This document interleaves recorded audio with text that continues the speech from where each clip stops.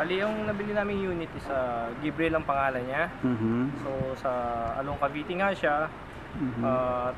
Ito yung yung before, nagda-doubt ako bumili ng property kasi nga sa mga narinig ko before.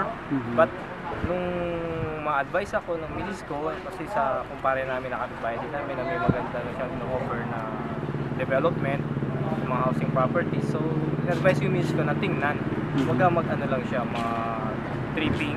And then on the spot, sinabi niya sa akin na maganda yung unit. So, and besides that, sa tulong ng Facebook, nakita ko rin yung yung features niya. So, hindi na ako nagdalawang isip na mag-invest. So, kasi reservation, so nagpaano sa kanya ng reservation. Then after that, nung umuwi ako, chinek ko yung property. And yun nga, nakita ko na okay talaga yung lugar. So, sa akin parang it's a good start of investment.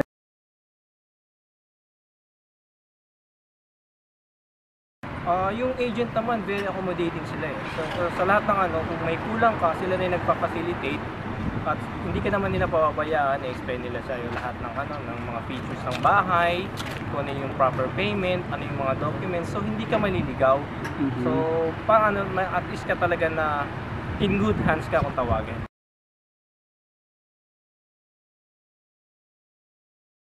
Ang may advice ko sa mga is sa ngayon kasi maganda talaga ang isang napakagandang savings na hindi mawawala is yung property.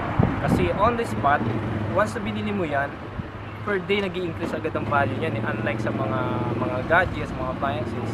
So kung wise na tao ka, mas maganda talaga mag-invest ng property. Kasi yung parang yan yung lifetime savings ko eh. Correct. Tsaka yung value niyan from this year, mag-count ka ng 5 years, almost double the price. Yan ang value ng So parang napakadaang para sa iyo na mag-invest ng isang property, lalo na ang house and lot. Okay, sige po. Maraming salamat.